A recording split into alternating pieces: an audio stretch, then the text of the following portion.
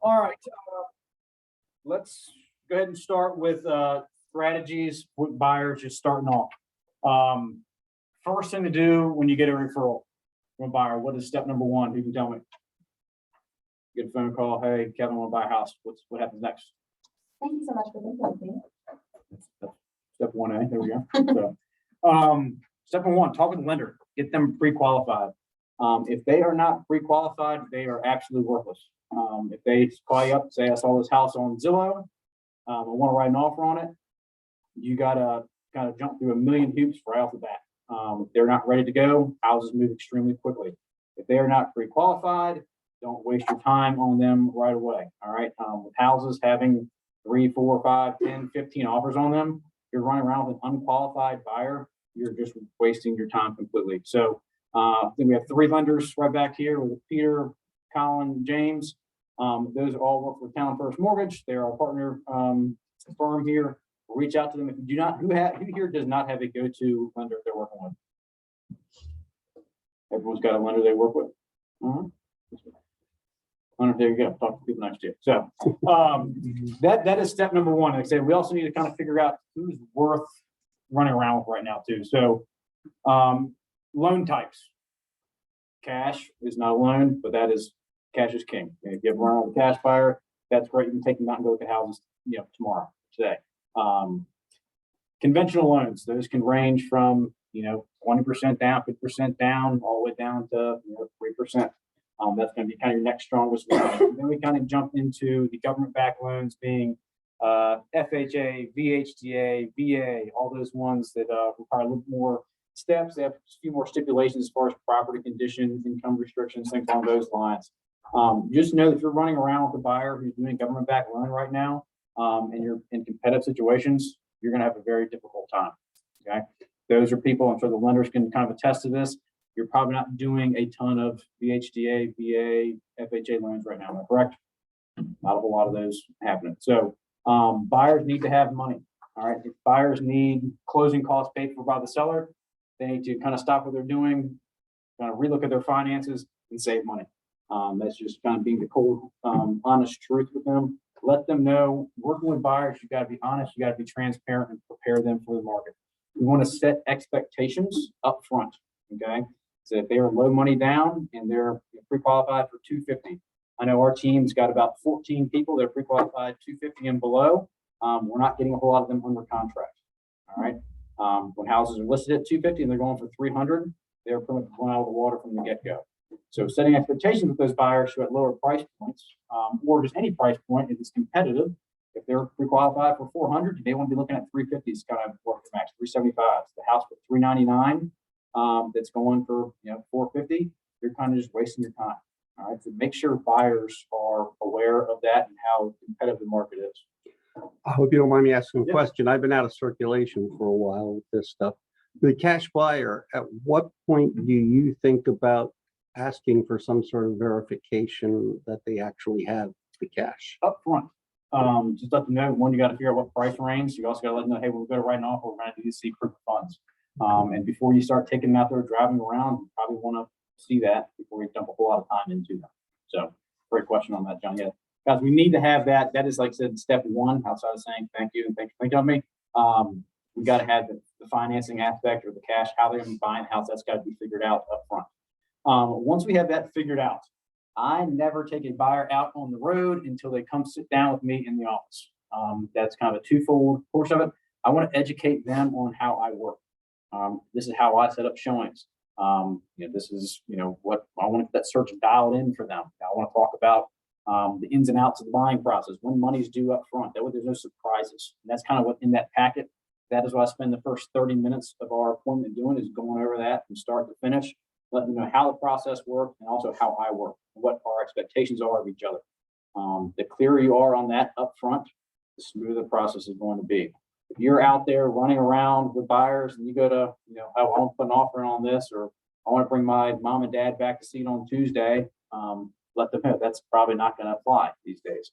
So just let them know you got to be, anybody involved in the transaction needs to be out looking at the houses from the get-go. Houses move, like we already talked about, extremely fast. All right, so make sure they are ready to go, ready to roll. Everybody who's a decision maker is there, involved, the onset. Okay. Even the buyer appointment, they're, have mom and dad, there's one co-signing for them or something like that. They're going to be involved and want to go look at houses with you. They need to be in the appointment too. So figure out who all is involved. If you're talking with a husband, is the wife going to be involved? I like to think so. But yeah, so make sure you get both parties there, or three-party, whoever is going to be involved in the transaction needs to be in the office, set up on that search, make sure everyone's on the same page. It's extremely frustrating when you've met with a young couple and then the mom and dad get involved. They have not sat through the buyer process, and they bought a house 25 years ago, and they start getting their kids' ears saying, well, when I bought a house in 1990, this is the way it worked, and I can't believe this is the way it's done now. All right. I said, if they're not the ones buying the house, then I don't really care as much about them, but they're going to be involved and kind of in your client's ear. We want to make sure they're on the same page too. All that makes sense? Okay. In the office too, setting up on a search, we want to make sure we get that dialed in. So we kind of touched on price a little bit. Like I said, if you have that 250 buyer, probably set their search closer to 225. And just that expectation set to pay the market extremely hot right now, or that 250 house may need to sit on there for a week before we go look at it. All right, especially if that's the tip top, the max of what they can do. Just be clear on that as well. So Brian, What's going on? Blake, I had a listening point. here we go. Listings are better than buyers. I'll tell you that right now. So Brian gets passed. All right, so setting expectations. Let also clients know that houses aren't perfect. Most likely we're buying a used house. The analogy I use is if you're buying a used car, there's going to be dings, dents, and leaks. All right, same thing with the house. No house is going to be extremely perfect and turnkey. Everyone wants an HGTV perfect house. I just saw one that we went through the inspection on, and there was massive foundation issues. The house looked perfect from the outside, looked beautiful.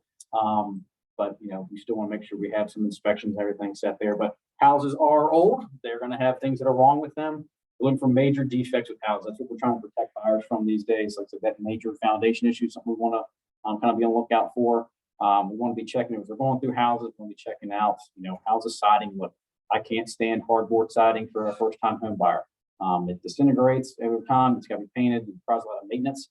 Those are things I try to steer away from. I try to find as much maintenance-free stuff as possible, especially for that first-time buyer. But everyone's a little bit different. So just make sure you kind of know what you're talking about with that. Yes. Are you going to go over things in the purchase agreement that you do to make yourself competitive, or can I ask a question now? Yeah, I'm going to go over some of that stuff a little bit. Yeah. So, guys, and then let's see what else we have on here. Expectations, don't get too high, don't get too low. Like I said, nothing's official until everything is locked in, signed, sealed, delivered. They paid the check. We don't want to get too excited for something. You're making an offer. Don't fall in love with the house. All right, because even when you get under contract, you still got to jump through all the hoops of the regular transaction. There can be things that go awry on that too. So don't get too excited. Try to stay as even keel as possible. I like to tell my clients this thing is a roller coaster ride. We want to stay right here. We don't want to be high, low, excited, frustrated, and you kind of lose interest. And they kind of gradually peter out and decide not to buy a house. So who knows on average, outside of the people on my team, on average, how many offers is it taking right now before the contract accepted? 5, 7, 12. Stat I heard was 8. So let buyers kind of know that going into it, you're going to lose again and again and again. All right. They know that up front when they get that phone call from you that, hey, we didn't get it. All right. Then they're going, okay, well, I kind of expected that a little bit. So setting those expectations up front is going to help you out in the long run there. All right. Other things too, there's going to be mold in the crawl space. Let clients know that up front. I think it's like 85% of houses here in Richmond. The weather we have, it's hot, cold. It's gone from summer to winter in the same week here in the last month. So just know that does affect stuff in the crawl space. That's a pretty common thing. It's not like HGTV where they're ripping apart walls and finding black mold everywhere. That's not every house, but you can find that pretty much almost all the time in the crawl space. Let clients know that. That way, when they have their inspection and there's mold in the crawl space, like, yep, I was expecting that. Don't freak out. Like I said, we want to stay here, not here.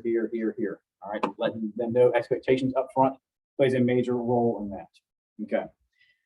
All right, let's talk a little bit what's making offers stand out in competitive situations. So who here has encountered, oh, Craig, yeah, Sorry, before you go Yeah. on, would you say mowing the attic's just as common or that? not as common, it depends more on ventilation. Crossbase, you had very little ventilation going through their attics, tend to get a little bit more gable vents and wind blowing through there.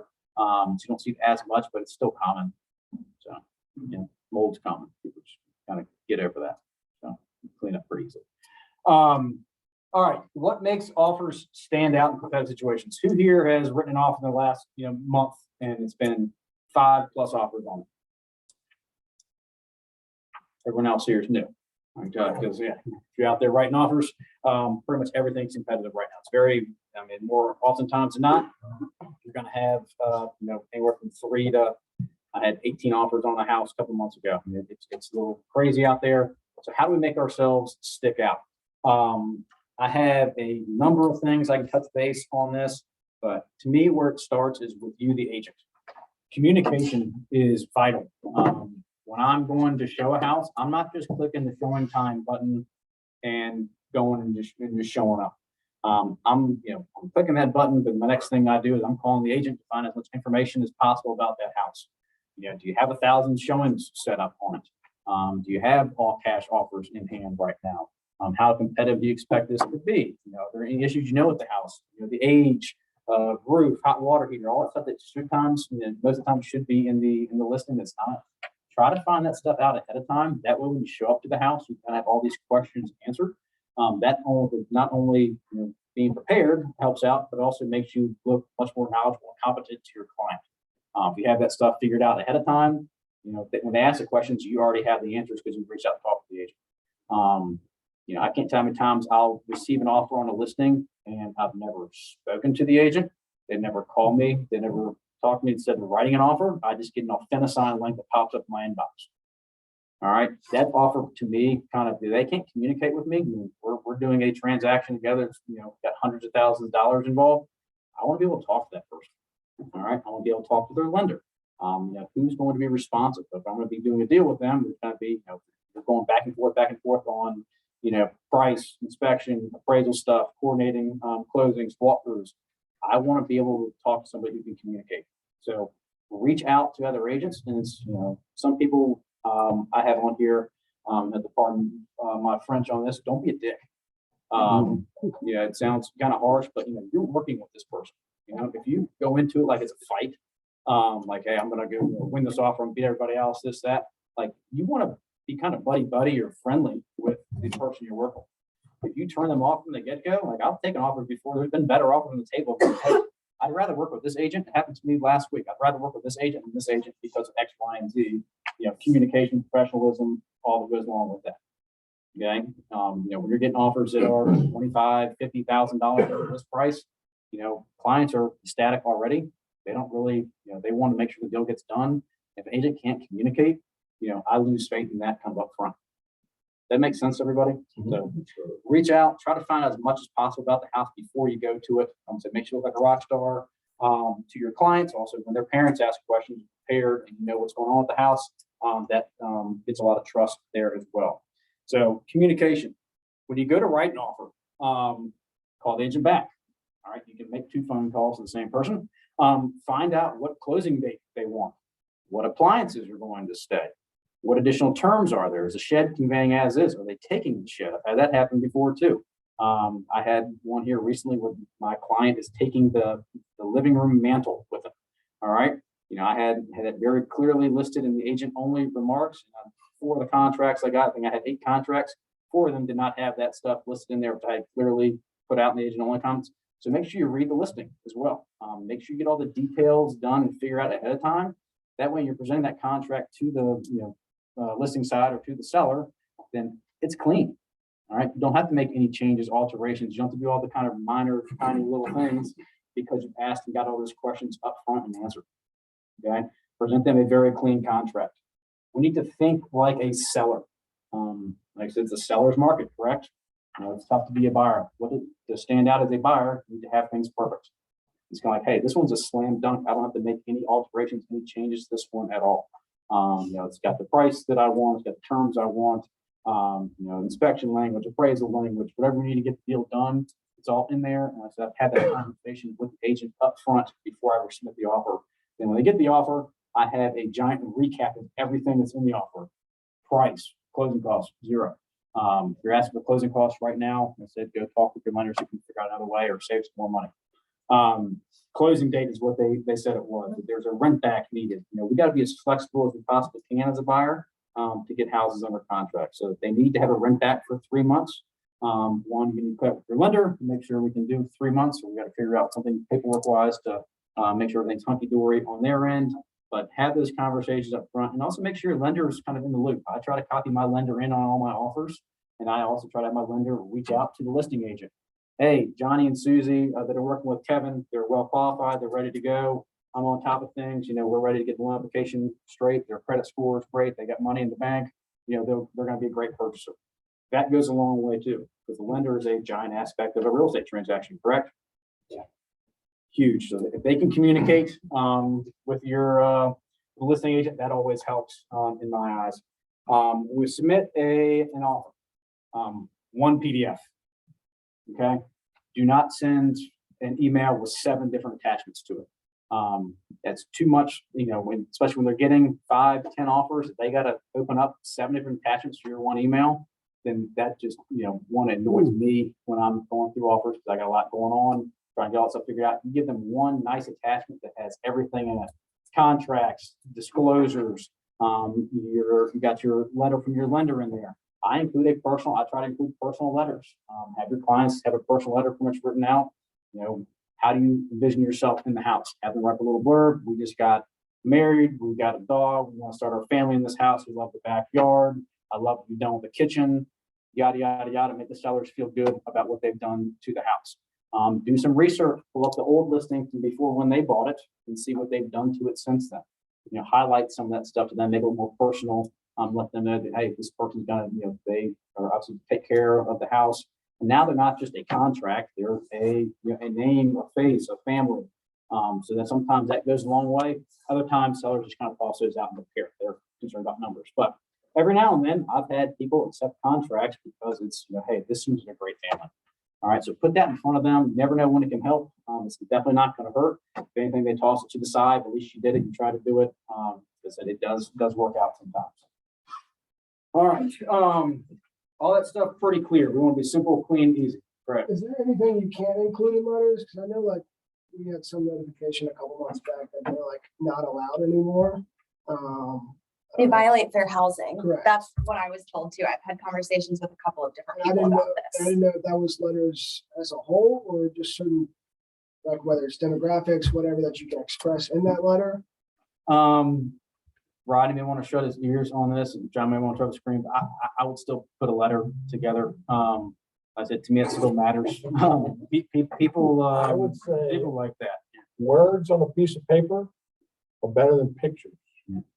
I have not heard that you can't write a letter, but I have heard that you're setting yourself up for problems if you're putting pictures and all that kind of stuff. What about pictures of dogs? Probably safer than pictures of the bodies. Yeah, we're gonna- But I mean, again, no black flag. last thing anybody wants to have is fair housing people snooping around when you didn't do anything wrong, but somebody can find something wrong. So, that would be my 2 cents. Yeah, and you do want to check the wording they use because they can cross a line without even knowing there's a line there. Right, yeah, So proofread a little bit. don't on submit a there. blind letter, because Yeah. make sure you know what's in it. If it's not right, you tell the, sorry, I can't submit that. But something basic, generic, I still try to include on the one I'll. If you're talking about how you love the house and how you love whatever and how you grew up in the neighborhood, I mean, that's different than describing your family. Rodney's too. Yeah, fresh. So I still think it's somewhat good to let you know, or have that conversation with the agent, give a little background on who your clients are, why they like the house, and why I think they'd be a good fit. So I think having a little bit personal aspect to it does help out a little bit rather than just being one of 10 offers. I said, to me, it can separate you a little bit more background. Contract terms, we'll start off with just inspections. What's the strongest inspection language we can put in there? What was that, Devin? Waives inspection. Waive, no inspection. I let all my clients know that I do not advise waiving an inspection completely. Sometimes I've had clients bring their home inspector to, like, if you have a 4-day period and there's an open house on Saturday or Sunday from, 1 to 3. Sometimes it's good to have the inspector go by there ahead of time. Just know that, you may be paying your inspector to do that up front, and that doesn't guarantee you any offer. But if you have a waived inspection as a seller, like I said, we want to think like a seller as a buyer. What's the seller going to want? If I had no inspection on the house, that is a giant hurdle. Working with sellers and also working with buyers, inspection is usually the worst part of the deal. It's just, you have a seller who thinks nothing is wrong with the house, and you got a buyer who thinks every little tiny thing is the end of the world. So a lot of that's comes back to setting the expectations up front of the dings, dents, and leaks. We want to make sure we're avoiding major defects, but try to be pretty good about that. But I always have a tough time waiving the inspection. Case in point, the house that I just sold, everything looks great. HGTV painted, guys, the handyman works in construction, everything's beautiful. Crawl space, the piers are like falling apart. There's 4x4 stacked on top of each other that's holding up the main girder beam. All this stuff. People had an inspection. They waived the first $15,000 of the inspection terms, and of course they got me a quote for a $17,000 crawl space repair. But we netted them, $2,000 on the back end. It was still a better deal for us, but still have an inspection because there's stuff that we can't go see. All right. We want to protect our buyers if we're representing them. The best way to protect them is to still have a home inspection. So I try not to waive it at all. If it's up to them, just to make sure they know the risks involved with that. Christina. Did you say that you have waived? Did you say that you did an inspection as is and then you found that? I had the listing, and the buyers waived the first $15,000 in inspection items. Okay. The rest of the house had like $3,000, and then the crawl space was $17,000 miraculously. Just that's the number where we got it. So that happens sometimes too. Yeah. So I said, that's why I said if you waive that and then they get in and they say, oh my God, the whole house needs a $17,000 crawl space remediation to resupport the piers and jack up the foundation and all that, then they're kind of on the hook for it. Being the buyer, you waive the inspection, you can't do anything about it. Okay, so just make sure you're kind of protected. Negotiated or? Yeah, so they said they waived the first $15,000 and we credited them $2,000. Okay. So there was $17,000. They waived $15,000. They had the $2,000 left over. That's all they could really ask for at that point was $2,000 for a $17,000 crawl space repair. And they're locked into the contract. They can't wait. Seller didn't count on the 1,500.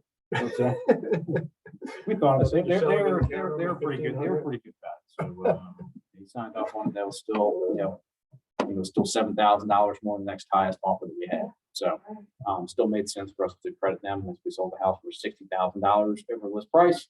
So they were still happy, selling $58,000 over list price. Did it appraise? Appraisal's going on right now. So also, if you're working listing houses, try to show up for the appraiser, at least have a conversation with the appraiser.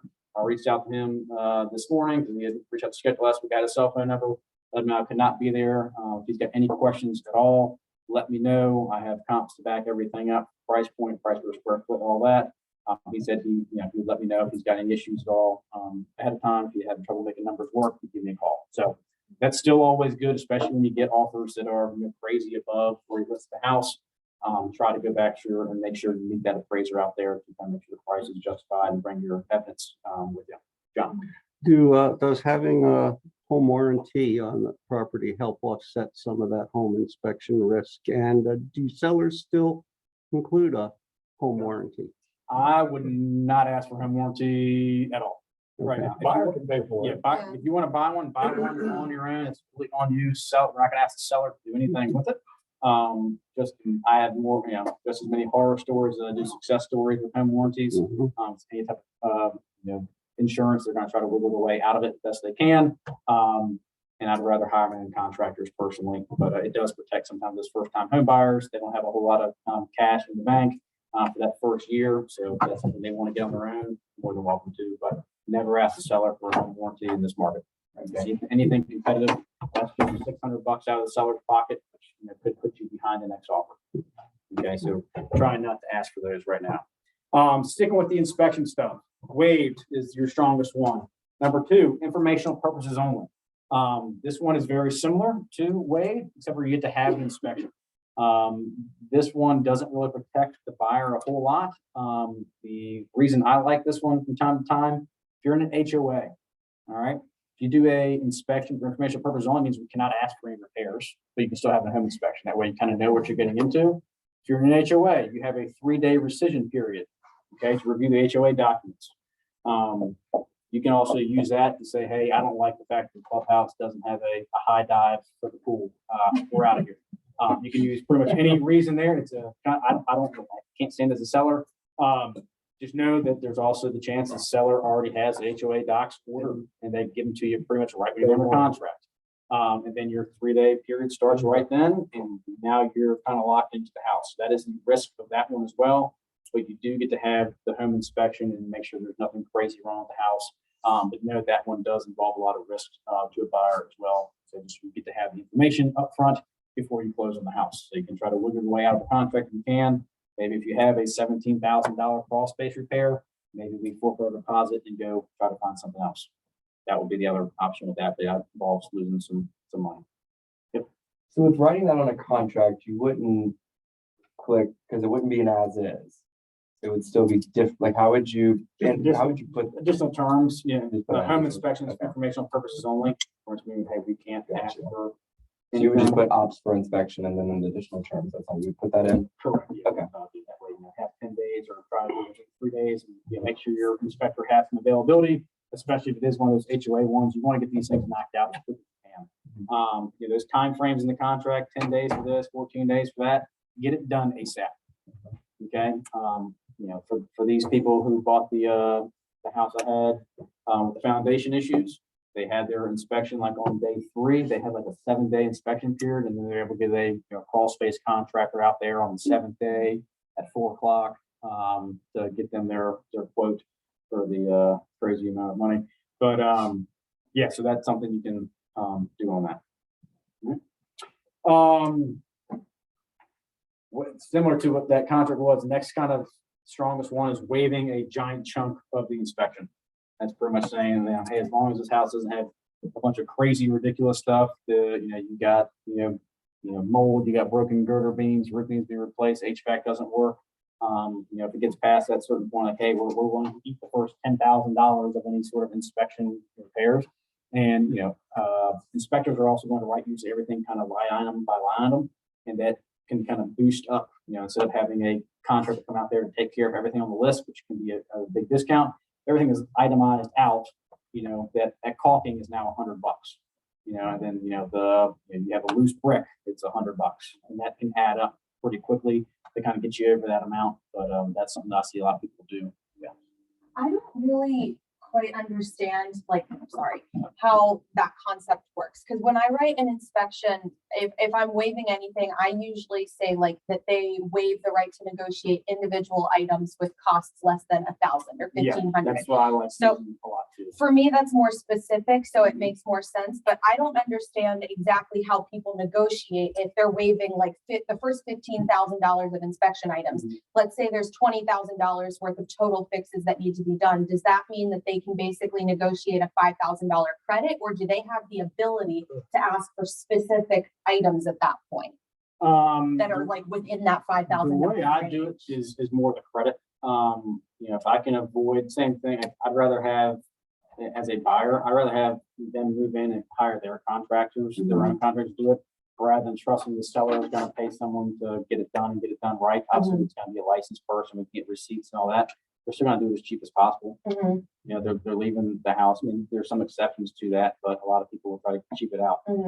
I'm not a giant fan of this language as far as waiving a giant lump sum just because of what just happened. And now they're asking for, hey, we're above that threshold. Now we can ask for that. But in your scenario, you waive $15,000, there's $20,000 worth of stuff on the inspection report. they can only ask for that $5,000. Okay. It's still negotiation. Right, So you can say, hey, all this stuff is minor, we're not taking care of anything, and then it becomes, hey, do you want the house or not? right. That's kind of how, it works, and it's different every single time, Right. and how people do it, it's kind of vague that way. But you're not really locked into anything in either direction. Do you find that it's more preferable to do it one way or another? This is where I talk to the listing agent. Okay, What inspection language do you like? yeah. None.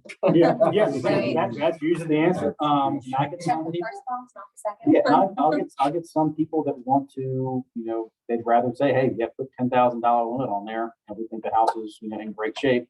I know I have inspectors that are very thorough, and I can get above $10,000 fairly easily. Same time, I'm still educating my clients, hey, this stuff isn't big deals, we're not asking for it. If it's a weekend, Home Depot, you and your handyman, or you and your, parents or family member go out there and knock it out. You got the cousin who's an electrician who can do all this sort of stuff. Use those people to your advantage. At the end of the day, the whole goal is to secure the house. You're going to have stuff that needs to be repaired and done to it. And we want to minimize it as much as possible. But that's exactly where I talk to the agent and find out exactly what language they prefer. Okay. Because if you put hey, we want the lump sum, and they'd rather we don't want to ask for anything that's $2,500 or less as far as individual line items.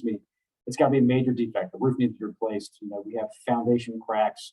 Sometimes that mold will jump up above that $2,500 threshold. You can also set your threshold at $1,000 or $500, depending on what price point your house is at. If it's a small little house and you got a first-time buyer, they may be only comfortable waiving stuff that's under $500, rather than anything above $500 may kind of put them in a bad position financially. So find out what your client is comfortable doing, and also speak with the agent to figure out, what's the best course of action to make you as competitive as possible. Okay.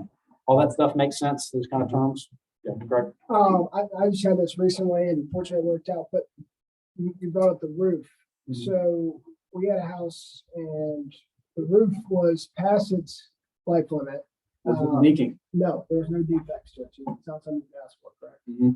Just because it's old does not mean it's defective. And that's, in the contract, you read the property inspection period, it's got to be defective. Just because something, and so I have a girl right now, when she bought her house in Lakeside, the heat pump was from 1982, still pumping. Okay, it's old, still pumping.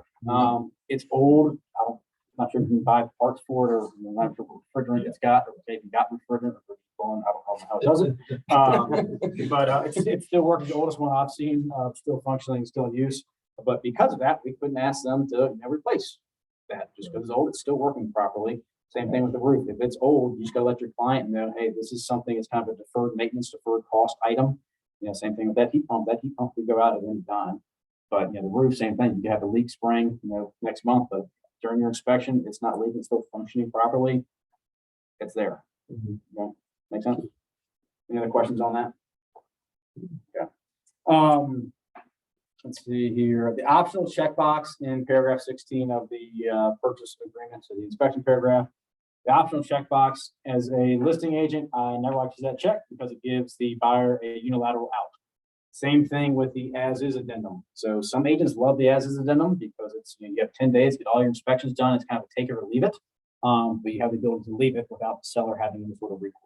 Same sort of thing. If it's, I don't like the tiny settlement crack above the door from the house built in 1950, you can walk away for literally anything. So I don't like using that ton with buyers just because I know how it works.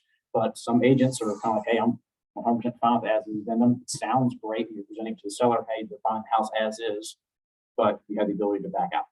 So if sellers, if the listing side's okay with that, I use that one all the time. Okay, everyone understand how that one works? That one is strong. I like that better than the waiving the first $10,000 of repairs. But it comes down to, like I said, having that conversation with the listing agent. What do you prefer? Okay, and also make sure your client's okay with that. Yeah. On the as-is addendum, make sure you read that paragraph closely. It says that the buyer is going to do the termite, well, and septic if there's well and septic. So that needs to be done on the buyer's dime, which saves the seller money. If you got well and septic, that usually runs $500-600. Yep. And that's but the buyer needs to do that in that window if they want to, and it's 10 days, you might You want. gotta get on it quick, You better go. especially getting septic people out to get all that stuff done, make sure everything's functioning properly. Sometimes they need a week or two heads up on it. So, you make sure you have a well septic person kind of in your Rolodex, or whatever these are on their phones or in your Know what a contacts. Rolodex is? Is that just on the as-is addendum, or if the home is being sold as is, and you don't do that as-is addendum, are the buyers still have to take care of well septic and The termite? contract says the seller's gonna do well septic and termite. If it says as is, that doesn't exclude those unless you strike those. Okay. But the as is addendum specifically says those items in the contract don't apply. Mhm. Yep. That's another thing, like in additional terms, that is something, if you're not doing an as-is inspection, if you're at a house that has well and septic, tell your buyer to offer to pay for that. You said you're paying for the inspections, if any sort of repairs need to be made, if it's not functioning properly, so that still would fall on the seller. You can offer to pay to have those inspections done on your dime. He said that's a seller expense we're taking off their plate and incurring on ourselves. That's attractive to a seller. Okay, it's less money to spend, less things you have to do on that. Appraisals, strongest on appraisals, waived. All right, if you're waiving an appraisal, make sure you have some cash on hand in order to cover any sort of shortfall. Do some of your own research, run your own CMA. You should be running comps on houses to make sure whatever you're offering is somewhat justified, even though in this market, a lot of stuff is up and above what you would believe is justified. Kind of have a number in mind of what you think, hey, if I were an appraiser, I think we'd be safe at, 350, but we're making our offer for, 365. Make sure they have 15, 20 grand in cash or have the flexibility with their lender. If they're putting down a 10% loan, so they have $35,000 in the bank for their down payment, they may need to back that down in case of a low appraisal to a 5% down loan. It doesn't affect their monthly payment a whole lot, so just know there are options with that if you do waive appraisal amounts. I have a lot of times people waive, I do it based off of kind of how crazy above we go on the houses. Sometimes it's you're waiving $5,000 above the appraisal.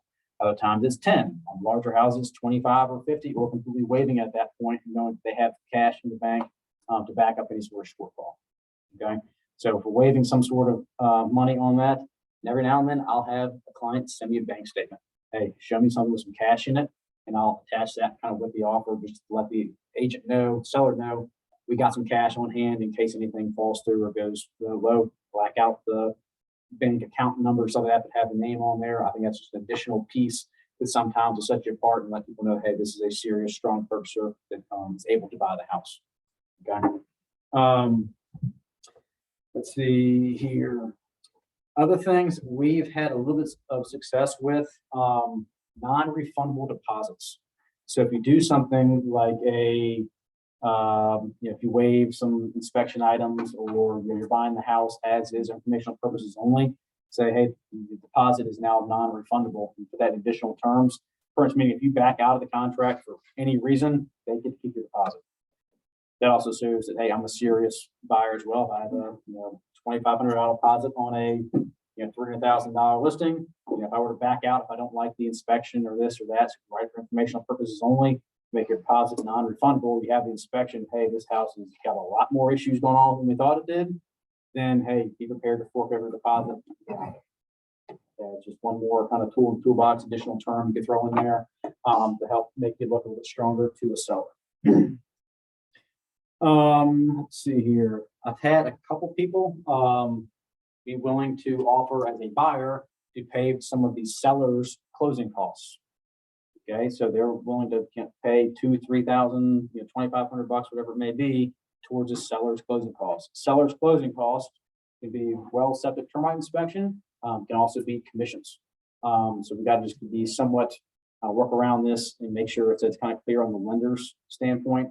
I may need creative language on that, but that can something you offer up as a buyer that you're willing to kind of chip in to cover some of the seller's cost on that. So essentially, that could be part of your commission too. So it's kind of reducing the out-of-pocket cost for the seller. Don't like doing that, but as a working with buyers, we get paid by helping them buy a house. A lot of that stuff's already pre-negotiated in the listing agreement, but that is something you can offer up there as an additional, thing here and there. So. How is that given to the seller? If you're gonna give them a credit, would it make more sense to just offer more upfront? You could, yeah, I mean, it just, to me, it sounds better. Hey, I'm covering $2,500 of the seller's closing costs. That's with that additional terms. Okay, That would be more cash out of pocket that you have to bring to the Right. table. And you just gotta kind of make sure that's okay with the lender, okay. that's on the contract. So there's no wires balancing with everything else. No, like I said, it would just, yeah, I mean, it'll just be additional funds you bring to closing. Okay. So like I said, you can talk with the attorney about that, see how they Yeah. want, attorney slash lender, see how they want that structured, but I don't use that a whole lot, but that could be something that, you know, if you have someone who's got some extra cash, you know, on hand, that could be something like that, that's attractive. If you have the same offer as somebody else, but you're willing to chip in $2,500 to the seller's closing costs, now you're $2,500 better than that other offer. So you're still paying to get the house, but as it separates you. That's a new concept for me, but my first thought is, do you ask the listing agent to put that into the MLS agent comments or something in case the property gets used as a comp? I've thought about that. So I don't see this one a whole lot. I've just seen Mhm. it used and utilized, and people have success with it. But I'm not sure as far as upfront. I think that's really more okay. When we put an Only offer seller in. concession. Yeah. Yeah, that's what made me think of the question, because it Yeah. could affect the actual value that the property sold for, so. Yeah. But yeah, that'd be more of a, I guess, technical, you know, volume sort of Mhm. deal more than anything. But you know, I haven't had anybody pay, hey, I'm paying all your closing costs for you. They'll just pay more for the house. So, but sometimes it's a little bit different, and that can be that kind of a wow factor. Hey, wow, they're chipping, pay, you know, my listing agent, you know, for their choices, they're probably paying more the buyer's agent, but so it still looks attractive to a seller. All right. Touched on this a little bit already. Communicating, building relationships with other agents. I know I have a few agents that work with different companies that I've done multiple deals with, where I know they know how I work. They know I put together clean contracts. I'm easy to deal with, them organized. Communicates. You know, I usually have good buyers who are out running around, not give you a whole lot of headaches. They'd much rather work with me than some other people, like I said, who are just submitting, never make any phone calls, never, you know, they send the Authentisign link, never hear from them. They don't call to ask what terms you want. So say by communicating with other agents, you can get pretty far, create some, you know, relationships. I've had, at the very beginning of COVID, there's a house at the market at 4 o'clock. I had my clients in there at like 4:25. We were the first showing. I knew the agent, done a bunch of deals with them in the past. I had my iPad with me. I wrote a contract up. We were ratified by 5 o'clock before anybody ever showing could get in there. But he knew that I was going to bring him something that was great. It was clean. It was simple. It was easy for a seller. He knew I was no nonsense. I had a strong purchaser. I had a good lender on board. I was able to plug everything together right away, submit that within an hour before anybody else even had a shot at getting in. Okay, so being prepared, being able to do things on the fly definitely helps out. Who here has also had a house that you're going to show and they say we're going to present offers on Sunday at 7 o'clock and then it is gone on Saturday morning? Okay, it pisses me off to no end. I can't stand it because it comes down to kind of the ethics of this. If you say you're going more of integrity, I guess, than ethics, but the integrity of saying, hey, we're not going to be looking at offers until this time. That's why I call all the agents before I go show a house. They have that in MLS. I still ask the question, if I were to bring you something incredible, would you sign up with your client, sign off on it beforehand? It's a very kind of open-ended question. If they say, no, then you go, great. Glad to hear that because that's really pissed me off. Then when people do that, and I'd go into a kind of integrity rant and how we got to kind of change the conversation with this. As agents, if you're going to say something like that, try to stand by it. I know I had the house that I had listed. People were trying to push me and push the sellers to accept an offer beforehand. Let them know, we present it this way. This is how you're going to work and how we're going to operate. We said we're going to do it this way. This is the way we're going to do it. Let agents know that. Try to keep those conversations going. If they say, oh yeah, well, if you bring me something great, then get your ass into that house right away and put something good on paper and try to get it done ahead of time. I've had it before where people want to wait till the last second to present an offer. We want to see if there's 4 offers or 10 offers. Get your offer in right away and then stay in contact with that agent throughout the weekend. Hey, John, hey, how am I still looking pretty good? How am I stacking up compared to the other ones? Any tweaks we need to make? How's the price looking? I'm communicating with them, I'm asking questions. If I need to adjust my offer, I do. If I get my offer in before anybody else does, just you never know when someone's going to take that one right up front and ahead of time. Okay, but try to ask the agent up front, are you going to present beforehand? If something's perfect, well, no, right. If you're representing the seller and you've put that in MLS saying we're not looking at offers until Monday or whatever, if you get an offer and it has an acceptable, if you get an offer, you need to send that offer to the seller right away. Don't hold them, because if some reason that person's offer was strong and they wanted an answer sooner and you don't get anything else and the seller finds out that you had that offer, then it's your butt. So whenever you get the offers, present them saying, hey, they're asking us, I think we should wait, but I'm getting you the offer. So, so they have to make the decision. I understand what Kevin's saying. It does stink, but at the same time, you've got to stay out of trouble. You've got to present it to them and say, look, we told everybody that we're going to wait. I'm going to let this agent know, hey, we really like his offer, but he needs to change his acceptance time until Monday at 5 p.m. or whatever. Yeah, and as a listing agent, when I get that offer that says, hey, we're eager, we want to go get it right now, I try to always, put it in front of the seller and I say, hey, this is what it is right now.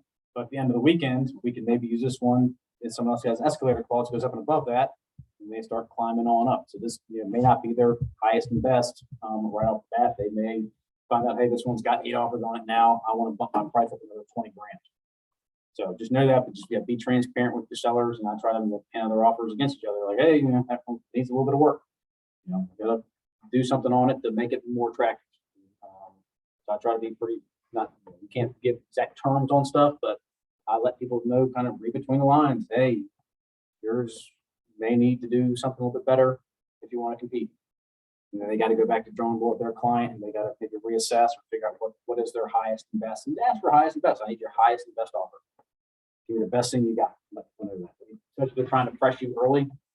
It's like, hey, we're sorry, this is where we're at. It's been presented, but they want to wait to the end of the weekend. And then if they stay in contact with you, you can let them know, hey, yours needs to, something needs to be tweaked if you want a shot at it. And then that gets you a better offer for yourself. So maybe it's additional terms, maybe it's the inspection terms need a little bit of work, or inspections are waived. You can get people to pretty much the seller's market. Seller can kind of dictate what they want a little bit. I was gonna say, I mean, for me recently, it's kind of played to my benefit with buyers of putting the heat on to the seller. Yeah. Like, I'll get in there Friday morning and write it, and I'll say, you have till Friday night. I know you said till Monday. Yeah. But we'll come in strong, and 2 times in a row, it's gotten it for me. Yeah. So, I mean, It's I'm like, and that's what I say, get in there early, especially because I feel like it's also kind of a way to take a little bit of the power back onto the buyer side of like, I'm not gonna send you at list price on Friday, yeah. Whatever, but I think probably that seller probably would have gotten something better by Sunday, but this is here right in front of you, and it's a lot easier to say yes to a definite hard copy Right. Yeah. in front of you. Yes, and I'm big on the mentality of early bird gets the worm. Yeah. Get in there early. Don't wait till Sunday when it's convenient for you. Get in there Thursday at 6 o'clock at night. Okay. Working with buyers, you got to be on top of it. All right. You can't sit back and whatever is convenient. It's working with buyers, you got to be kind of a little bit on their schedule. You got to be flexible. You need to be ready, willing, and able to jump out there whenever you kind of need to. Like I said, I was at home when I saw the house pop up at 4 o'clock, and I pretty much called my client, jumped in the car, and was there. Like I said, at 4:20, 4:25. Offer written up before anybody can even get into it. So you've got to be ready. You got to be on top of your searches.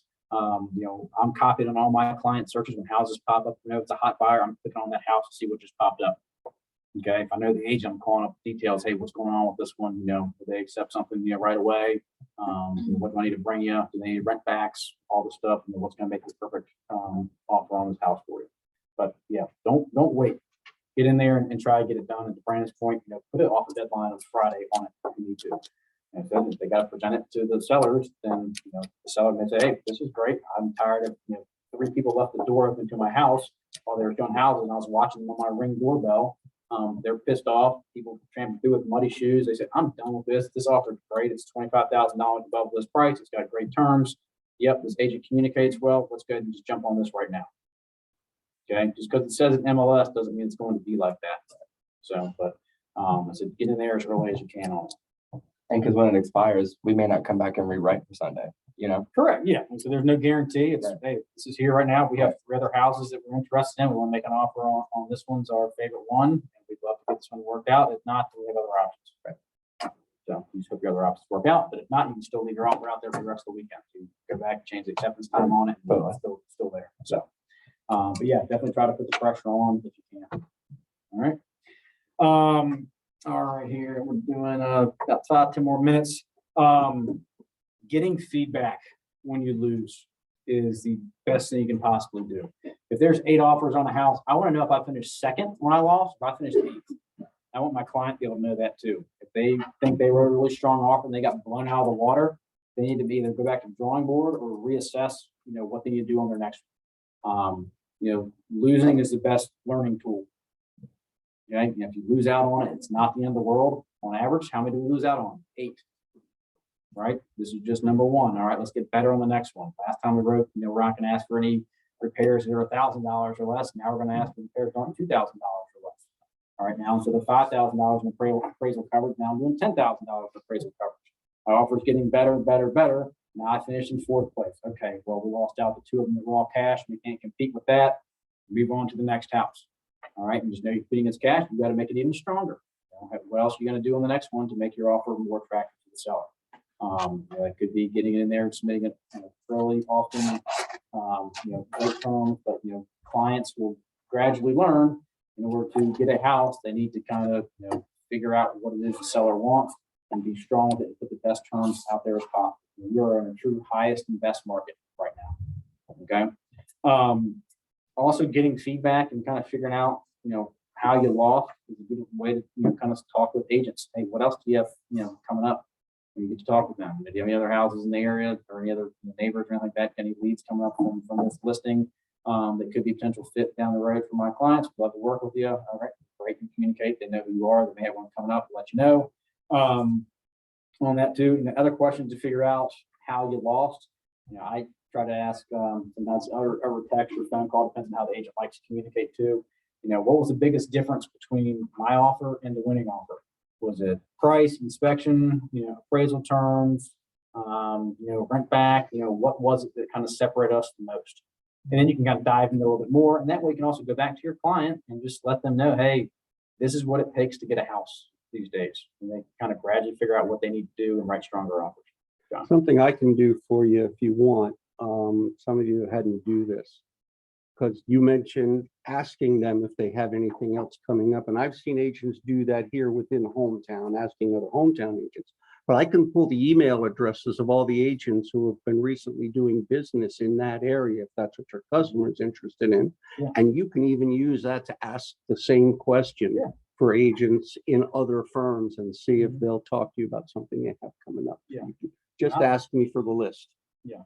I'll also call a house when I'm running comps. If the house is under contract, I'll call the listing agent on it, and I'll also call the buyer's agent, see what information I can find out. Like, how competitive was that one? Was it a 3 offer house or was it a 14 offer house?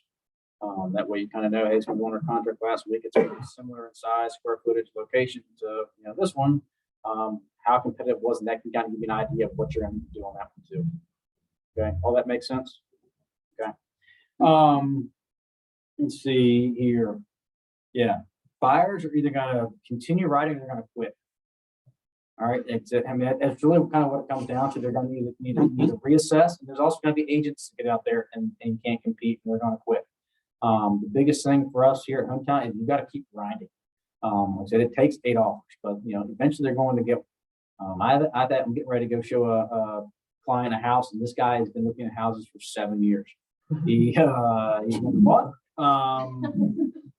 He calls me about once every 6 months, lets me know how he thinks the market's so crazy and prices are inflated. In which time houses have gone from on average, $200,000 now they're $350,000. And he's missed out on a lot of stuff. And he's finally realized. And I've been telling him this for 7 years, and all I've done is build trust. He sent me a couple of referrals here and there that people that have closed. He's just never really pulled the trigger. Hoping today is going to be the day, but we'll see. But I'm also showing him one of my upcoming listings. This one's not on the market yet. You don't have to compete with anybody. There may be some things that still aren't done with the house. Can't tell you that. But, yeah, I mean, the best way to, keep buyers under contract is try to match them up with stuff you have coming up. Hey, I have this one coming up that people are thinking about. They're building new construction. They're putting their house on in 3 months.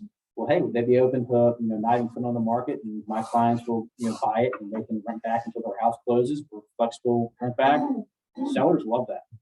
Okay, so figure out, who's got what coming up in the office. I know, our team's working closely here with Larry's team, Larry Sanders' team, trying to figure out what listings their team has coming up, what listings our team has coming up, what buyers we have. We have a list of all of our buyers, we have a list of all their buyers, all of our listings, all their listings. It's kind of like, all right, let's play matchmaker a little bit.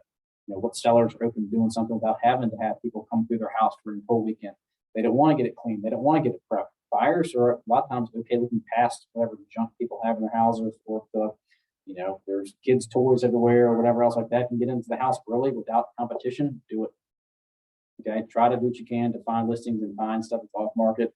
Talk to, if you have buyers looking in a certain area, location, they're looking in a certain neighborhood. Who do you know that lives in that neighborhood? Pick up the phone, call the person that lives in that neighborhood, ask them, do you have any neighbors think about selling? I have a buyer for the neighborhood. You can do mailers around a neighborhood. I got one the other day for my neighborhood. Someone wants to buy in there. I don't want to move, so I put the trash can. But that's what happens with a lot of them. Every now and then you can find something off market where people are fine doing it. So be out there, be looking, search for listings best you can. Buyers are going to be difficult. You got to hang in there and you got to grind nonstop with it. But stay on them and stay vigilant and tell them to continue to save, continue getting better with each offer. All right, we want to improve each time. All right, fifth on the last offer, we want to finish top 3 this one. Okay, eventually you're going to get one. But persistence is key. Try to push envelope, be the first person in there and get after it, and that's all you can really do. Just grind. Okay, buyers are a lot of fun. I've worked with a lot of buyers. They're frustrating, infuriating, all that, but they're also very grateful, especially when they've lost out on 8 houses and you stuck with them through the entire thing. It took you 6 months or a year to get them under contract. They're your biggest advocates. You've also spent a ton of time with them. People who are buying houses, who are in the market, they also talk about houses all the time with their coworkers, with their family, with their friends. If you do a good job for them, you're more likely to earn referrals from them in the future.